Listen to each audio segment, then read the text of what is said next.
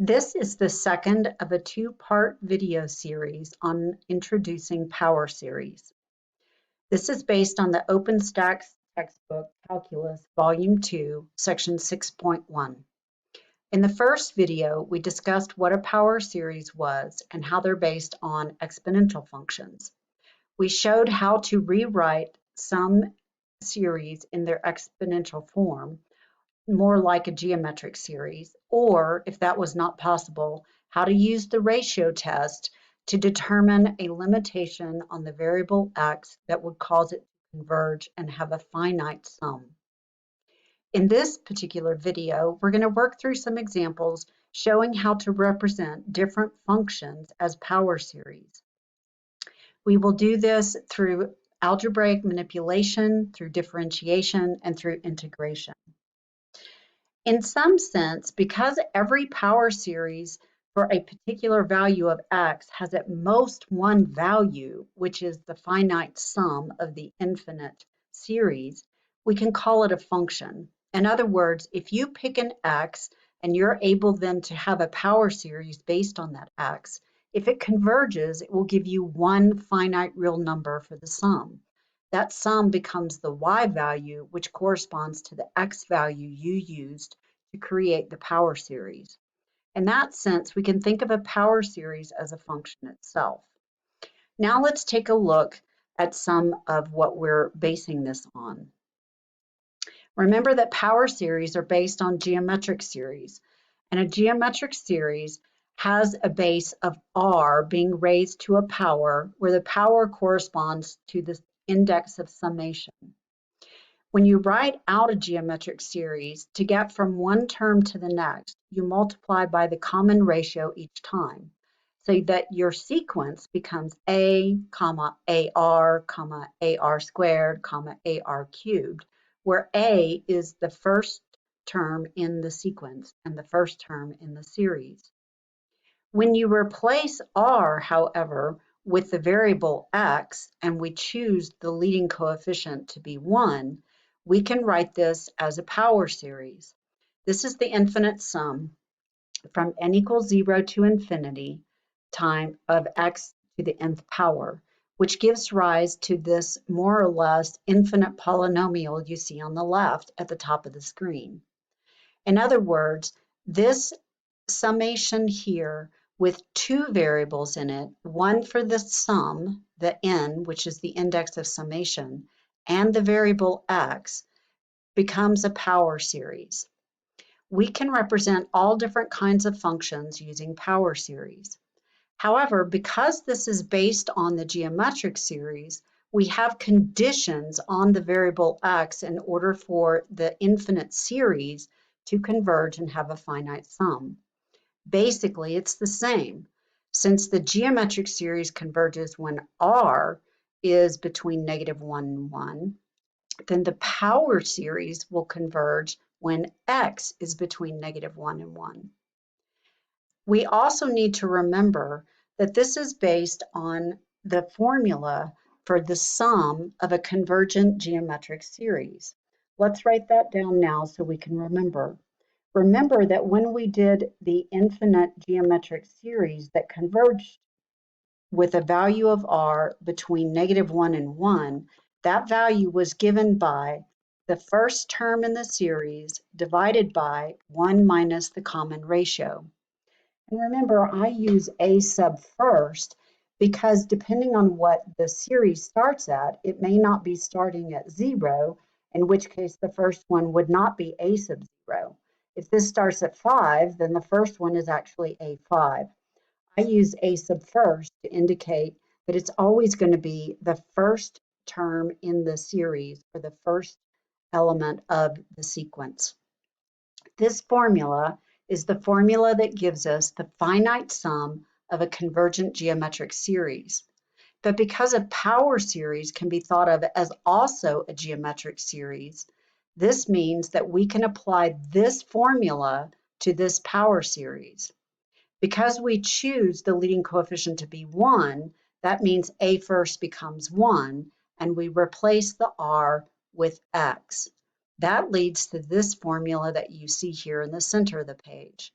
In other words, if we have conditions such that x is going to force it to converge, meaning x is between -1 and 1, then this infinite polynomial becomes actually equal to 1 divided by 1 minus x. That means that we can write the rational function 1 divided by 1 minus x by the infinite power series 1 plus x squared plus x cubed plus x to the fourth forever and ever, provided we choose a value for x that's between -1 and 1. This gives us a basis for representing different functions as power series. Here is a graph from your textbook that is trying to show what the relationship between the partial sums and 1 over 1 minus x is. Remember that a partial sum does not go to infinity. You'll see here that I have the partial sum s sub 6, which is the sum from n equals 0 to 6 of x to n, or the fifth partial sum, which only goes up to 5. If we're going to write these out then in terms of their terms, let's see what that would come out to be. Because we're doing s sub 6 in terms of our series then would be 1 plus x squared. This is the 0th, the first, the second, the third, the fourth, the fifth, and the sixth. Because we start with 0, this means I have actually 7 terms in this partial sum. In other words, this finite polynomial, which is a 6th degree polynomial, can approximate the infinite sum from n equals 0 to infinity. But because that one is given by 1 over 1 minus x, s sub 6 can be an approximation for that. If you look at the graph then, what they've graphed here are 3 different partial sums. S sub 2 would be slightly different. Let's write what S sub 2 is up here. S sub 2 would again start at 0, so you'd have 1 plus the first term and the second term. That graph is the graph of the second partial sum, which ends when n equals 2. And S sub 4, of course, would end with the 4th degree. You can see that as long as you are close to 0 down here in this bottom section, you can see that it's very difficult to tell where the true graph of 1 over 1 minus x varies or is different from the 3 partial sums. And in fact, if you look at this section right here, notice which one pulls away from the graph of 1 over 1 minus x first. Let's blow it up so we can take a closer look at that part of the graph. Do you see right here that the second partial sum is the first to pull noticeably away from the graph of 1 over 1 minus x? It's not as good an approximation, so the interval over which it is a good approximation is smaller than it is for the higher partial sums. Notice that the 4th degree peels off next and the 6th next. In general, the more terms you use in your approximation, the better the approximation will be. Let's move on to looking at some different examples. Here's example 1. In this problem, we're supposed to use this definition for writing a geometric series in power series form, or a power series in geometric form. Basically, if we have a function 1 over 1 minus x, we can think of this as the power series because this formula is similar to a first over 1 minus r. In fact, it becomes a first over 1 minus r, the formula for a convergent sum. We want to rewrite the series x cubed over 1 minus x in terms of that. So the way to start is to think about how we can get from the formula for f that you see here to the formula for g, which we see here. So basically, if I look at the two, the relationship is that g of x can be rewritten as x cubed times 1 over 1 minus x, which basically means it's x cubed times f of x. Now, f of x, of course, is equal to this power series, so I can replace f of x with the power series. And this gives me x cubed times the sum from n equals 0 to infinity of x to the nth power. Now, because x is not the variable that's used for the index of summation, I can pull the x cubed inside the summand. That is allowed because the series only depends on n.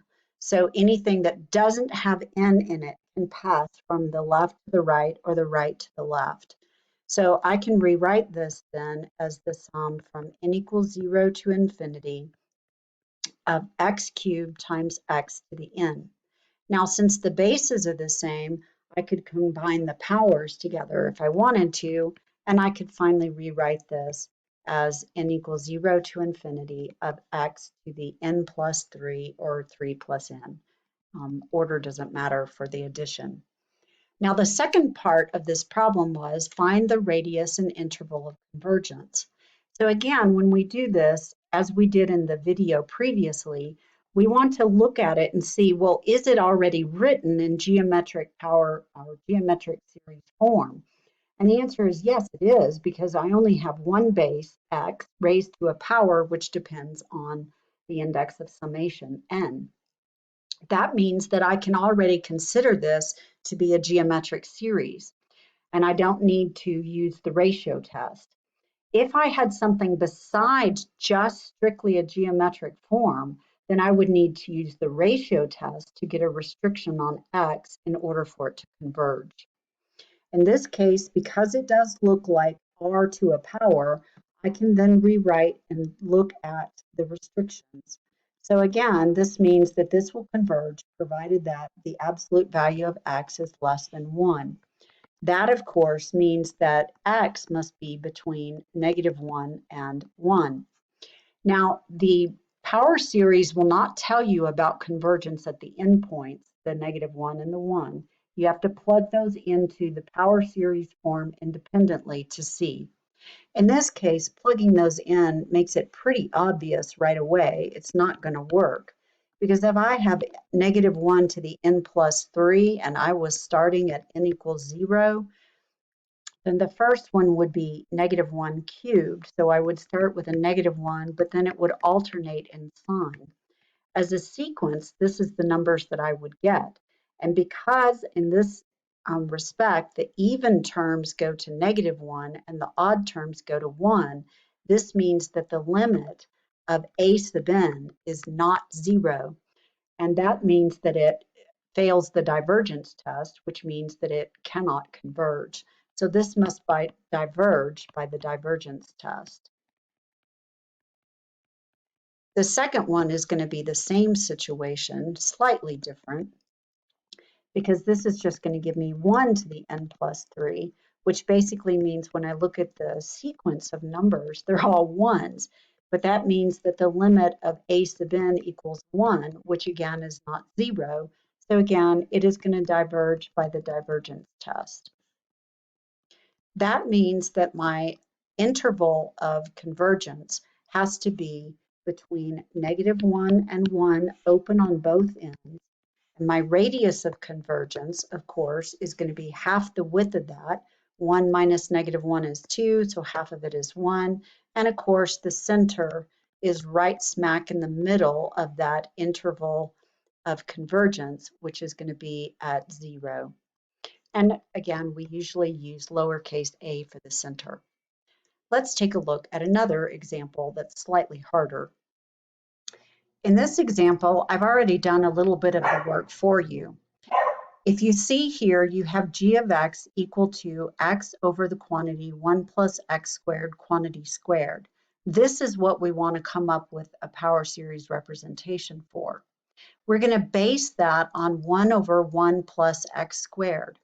Now, this may not look like a power series or like the geometric series to you, but we can manipulate it algebraically so it does look like that.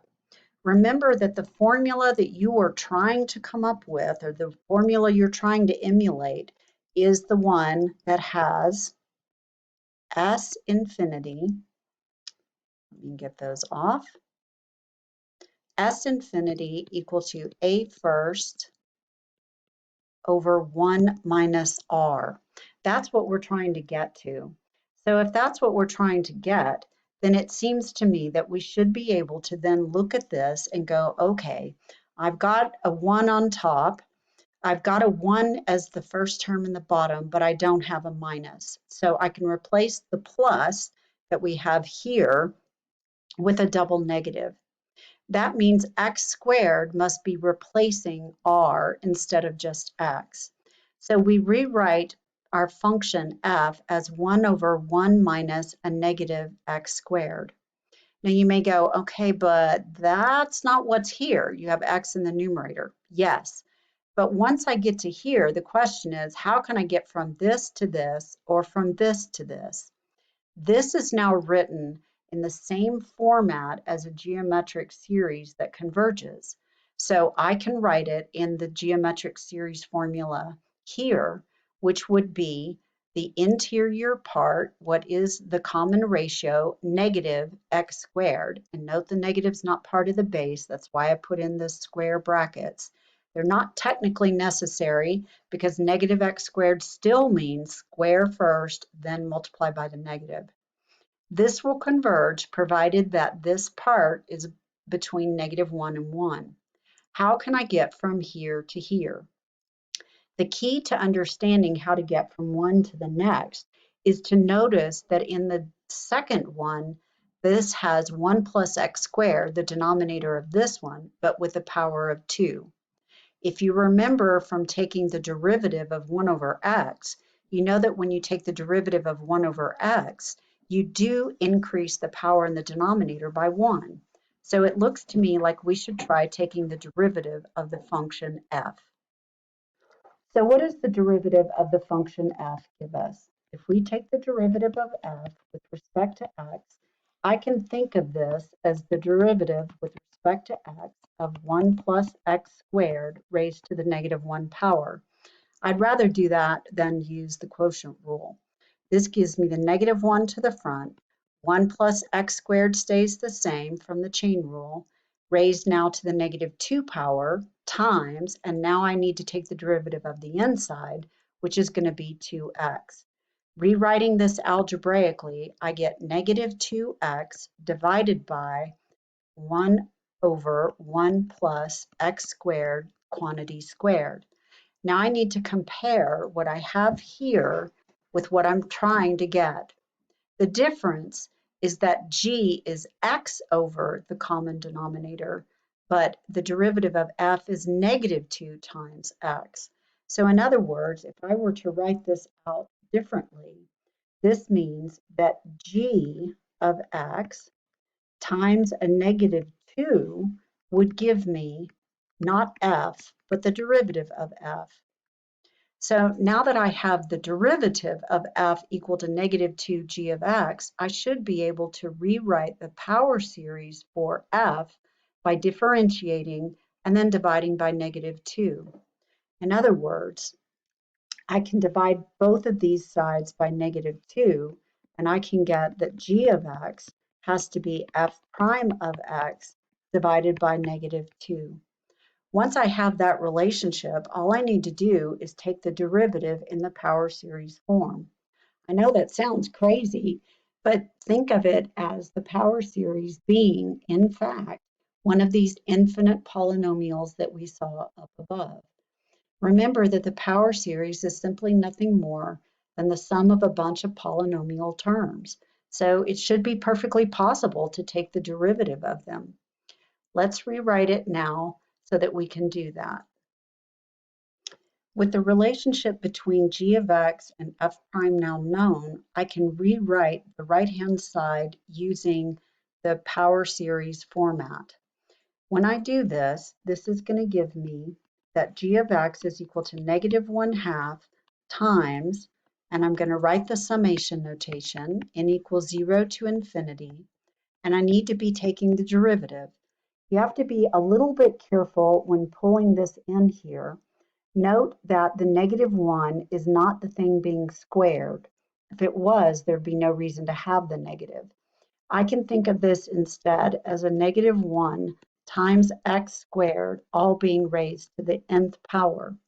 However, if I have that, that basically means I have -1 to the nth times x to the 2n. One base, two powers, then you would multiply these two powers together to get x to the 2n. Now I can take the derivative in the next step. This leads me to -1/2 the sum, n equals 0 to infinity. When I take the derivative, notice that the derivative is with respect to x, so this -1 to the n, as far as the derivative is concerned, is a constant. So I get -1 to the n unchanged. However, the derivative with respect to x will apply to the x to the 2n, which means that a 2n comes to the front using the power rule times x to the 2n minus 1. The next thing is simply to clean up some of the algebra and rewrite it in a better format. The -1/2 is a constant, can pass in or come out. If I bring it in, notice that it will cancel with the 2 that's part of the 2n, and that the negative can be brought inside the -1. This would give me then the sum from n equals 0 to infinity. I would have one extra -1 power due to the -1 on the outside, which would give me -1 to the n plus 1. The 2 on the outside cancels that 2. I get another n from the 2n, and I have x to the 2n minus 1. This would be the power series representation for G. Now, unfortunately for us, this format on the right side is not in a strictly geometric series format. The x to the 2n minus 1 is okay, but this n that's outside of it does not fit with the geometric series formula. That means I need to use the ratio test in order to find a restriction on x to make it converge. So in this sense, let's keep going. At this point, what we need is to add a little more space, and now we'll use the ratio test.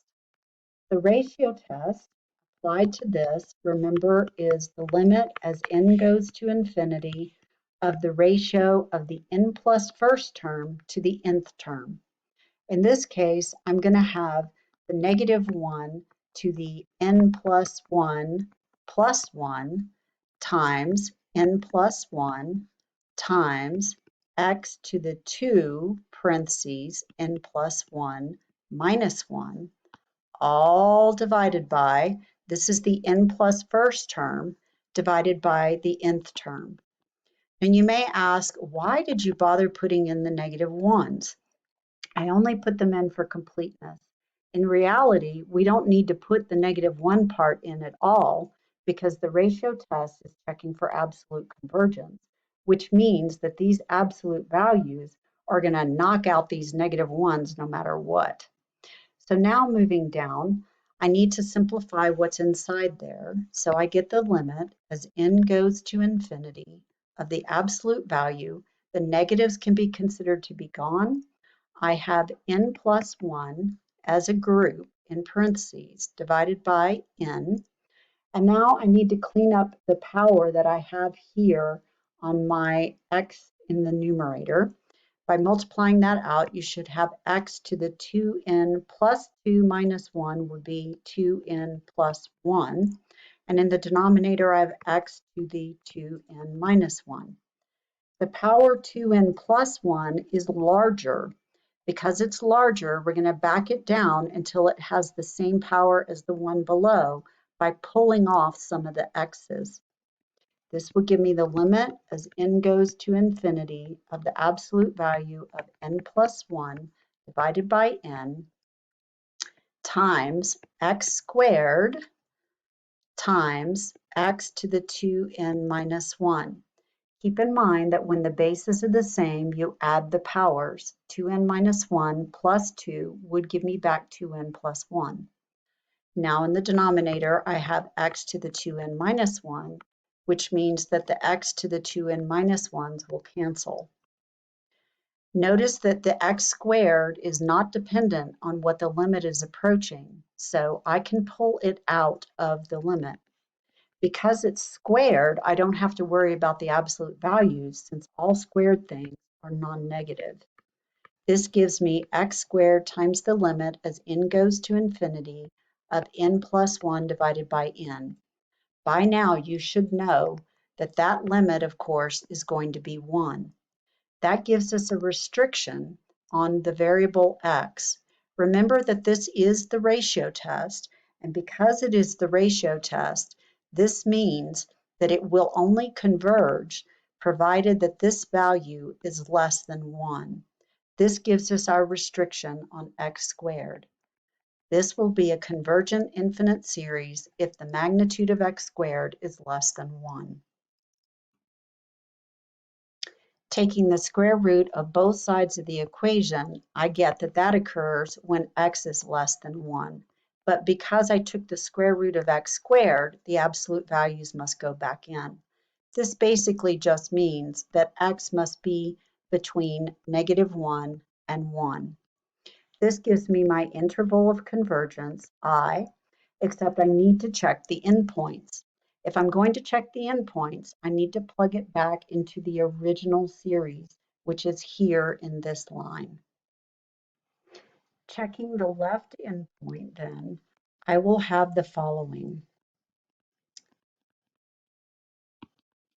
I'll have a -1 inside the sum being raised to the n plus 1 power times n times -1 to the 2n minus 1. If I put this in, notice that I've got two terms with a -1. This means I can combine my two -1 factors, and this will give me -1 to the n plus 1 plus 2n minus 1, which would give me 3n. Then this would be multiplied by n. If you look at this and you write out some of the terms of the series or the sequence, you'll notice that since n is starting at 0 and going to infinity, the first one will be positive, but it will alternate in sign after that. 3n is going to alternate. It will be first even, then odd, then even, then odd, and so on. So this is going to generate first 0 for the first number. Then when n is 1, I get -1. And when n is 2, I'll get a positive even value, so a positive 1, and I'll get 2. But if you look at this, you will see that very quickly, this is not going to converge to 0. This, in fact, the limit does not exist because the even terms are going to positive infinity and the odd terms are going to negative infinity, so they don't agree. So by the divergence test, again, the limit of the sequence does not go to 0, so this must diverge. If we look at the other one and we check the other value, checking 1, we have something similar. Notice that this one has -1 to the n plus 1 times n, and then 1 to the 2n minus 1. The 1 can be ignored because 1 to a finite power is always 1. And remember that when you're evaluating an infinite series, while the series itself is going to infinity, in each individual iteration of it, n is a finite number. So 1 to this just becomes 1. This just becomes the sum from n equals 0 to infinity of -1 to the n plus 1 times n. When n is 0, this will be 0, but this will be 1, which means that it starts negative and then goes positive. So it generates a similar sequence to the one we saw before, but with the opposite alternating pattern. And again, in this case, the even terms go to negative infinity, odd terms go to positive infinity. So again, it diverges by the divergence test. This gives us our interval of convergence to be -1 to 1 and our radius of convergence to be 1. Let's take a look at another example. This is example 3. This one is a little bit trickier and in some sense easier than the last one. It doesn't require any differentiation, but the problem is when we compare this version of f of x with this version of g of x, we can see that this is x to the first and x to the first and no other x's, which tends to indicate that we don't need differentiation or integration. But the problem is that is not a 1, and that is not a 1. So what we need to do then is we need to divide this fraction, top and bottom, by 3. In other words, we need to rewrite g of x in a format that fits with the formula for a convergent geometric series. So I'm going to take g of x, which is 3 over 3 plus x, and I'm going to multiply by 1 over 3 over 1 over 3. Remember that 1 over 3 over itself is, of course, just 1, and I'm always allowed to multiply by 1. This lets me rewrite this then as 1 over 1 plus x over 3. Notice that you do need to distribute in the denominator since there are 2 terms in the denominator of g. Now that it's in this form, it's much closer to our normal formula for a convergent geometric series, but I'm lacking the minus. That's easily fixed with a double negative. So this gives me 1 over 1 minus a negative x over 3. You may want to put parentheses around the part that doesn't include the 1 minus. That clearly identifies that the negative x over 3 is taking the place of r in the formula, and it will take the place of r in the power series as well. This lets us rewrite g of x then in terms of a power series, which becomes n equals 0 to infinity of negative x over 3 raised to the nth. This one, unlike the last one, does not require the ratio test because it only has one base raised to a power dependent on the index of summation. It's already in geometric form. So this will converge provided that negative x over 3 absolute value is less than 1. That means it must be between negative 1 and 1. Applying the absolute values, this leads us to conclude that x over 3 must be between 1 and negative 1. Multiplying all 3 parts of the inequality by a positive 3 will not reverse the sense of the inequality. It leaves it with the inequality symbols pointing in the same direction. This gives us negative 3 less than x less than 3, and this gives us our candidate for the interval of convergence. We need to check negative 3 and 3 up here in our version of g of x. If I check those two values, and I check, let's say, negative 3 first, I get the sum of a negative, which is this negative, and then I plug in negative 3 in place of x over 3 raised to the nth power. The double negative will cancel, and this is going to give me the sum of 1 to the n. But 1 to a finite power is 1, so this generates the series 1 plus 1 plus 1 plus, which I know diverges. It diverges by the divergence test since the limit of the sequence is 1 and not 0. If I check the other value at 3, I'll get something similar. And then I have a negative, I replace x with 3 over 3 raised to the n, which becomes negative 1 to the n. This is the alternating series. Starting with n equals 0, this will give me 1, negative 1, 1, negative 1. And again, because the even and odd terms of the sequence do not approach the same value, the limit of the sequence is not 0, therefore it diverges by the divergence test. This will give me values for the interval of convergence, which is going to be negative 3 to 3, and the radius of convergence will be 3. The center, of course, is right smack in the middle of the interval of convergence at 0. Let's take a look at one more example.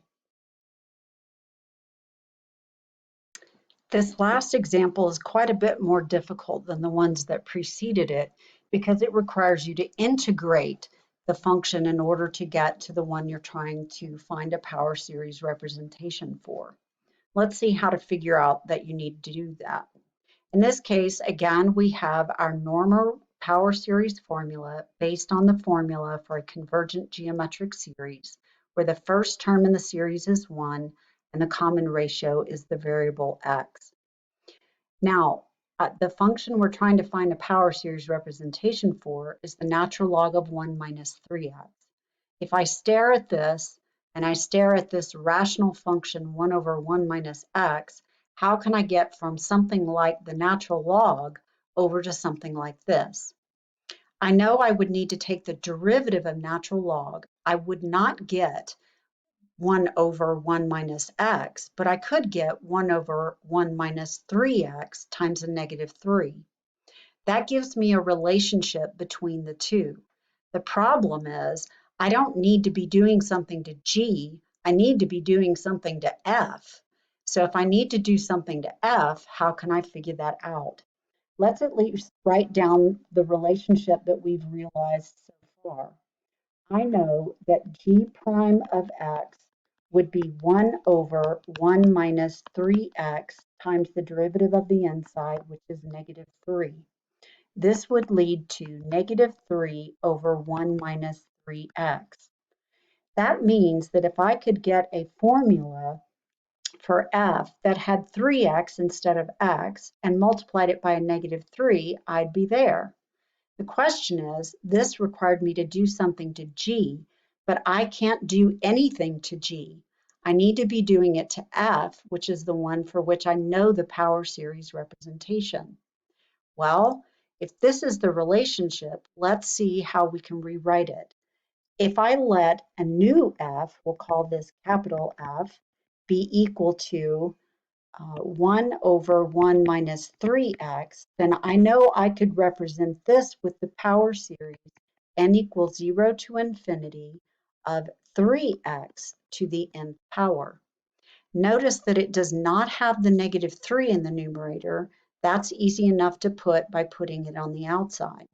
I'm simply taking the simple formula and replacing the x from the known with 3x, which is what I have in the derivative of natural log.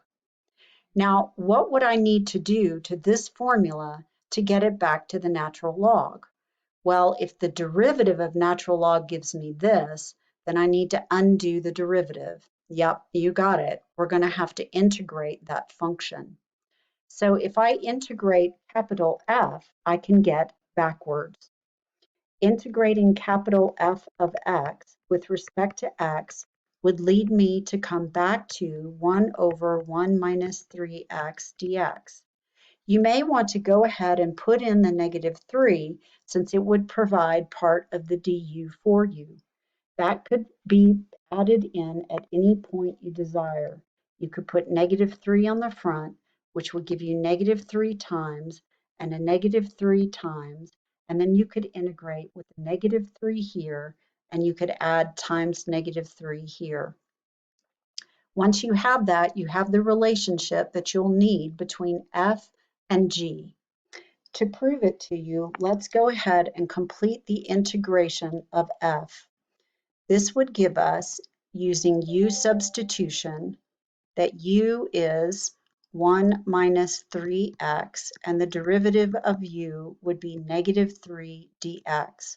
Since I have the negative 3 dx here in the numerator, this becomes the integral of 1 over u du, which you know is the natural log of the absolute value of u, our absolute value being 1 minus 3x, plus the constant, which we will not need to worry about here, since we are not looking for the integral, we are instead looking for the relationship between the functions. This gives us the relationship that we're seeking. Basically, what we have just shown is that g of x, our original function of natural log of 1 minus 3x, is equal to negative 3 times the integral of this capital F of x dx. This lets us then integrate the capital F of x. This gives us negative 3 times the summation from n equals 0 to infinity And now we need to take this 3x to the n, and we'll need to integrate it. The integral of 3x to the nth, and again, we're integrating. To complete the integration, you will probably want to separate the 3 from the x. Oops, I've forgotten my summation symbol. Let's put that back in. So the sum from 0 to infinity, and I'm integrating. This is 3 to the n times x to the n dx. When I integrate that, I still have the summation, and the 3 is a constant, so it can come out because it does not depend on x. And then I just apply the power rule in reverse. This becomes x to the n plus 1 divided by n plus 1. And again, my summation is going from 0 to infinity. This is what we would get when we complete the integration. In order to finish this problem, I would probably pull the 3 on the outside to the inside so that I could have the same power on the 3 that I have on the x. That would be my first step. I would leave probably the negative on the outside, or you could put it on the inside, but it looks a little strange. This would give me 3 to the n plus 1 times x to the n plus 1, all divided by n plus 1, which would give me negative the sum of 3x, the quantity, to the n plus 1 divided by n plus 1. To make it a little simpler, remember that you are always allowed to manipulate where the index of summation begins. If I want to back this down to n instead of n plus 1, I'm subtracting 1 from inside the sum end, so I add 1 in the lower index of summation. This would give me the same and equivalent sum from n equal 1 to infinity of 3x to the nth divided by n. All of this is just to get me to a power series representation for g of x. It does not, however, give me the limitation on x to get this to converge. To get this to converge, I need to know what the limitation on x is. This is not a strictly geometric power form because of the presence of the divided by n in the denominator. That means I need to use the ratio test to find a candidate for the interval of convergence. Go ahead and pause the video here and try the ratio test on your own, then turn the video back on and see if your answer matches mine. Applying the ratio test leads me to this expression here. Notice that I am able to cancel the 3x quantity to the nth power. And when I get down here to the second row, I'm able to pull the 3x out of the limit because it does not depend on n. Notice it has to stay within the absolute values. This then leads me to conclude that since the limit of n over n plus 1 goes to 1, this leads me to conclude that it will converge provided that the absolute value of 3x is less than 1. That means 3x is between -1 and 1. Dividing all three sides by 3 leads me to the conclusion that x must be between -1/3 and 1/3. Now to check the endpoints, I need to put it back into this expression here. Let's check the -1/3 first. If I check the -1/3, then I replace just the x with the -1/3. That gives me 3 times -1/3 in parentheses, all raised to the nth power divided by n. 3 times -1/3 is a -1 to the n. This gives me the sum of -1 to the n over n. This is the alternating harmonic series, which we know from section 5.5 converges.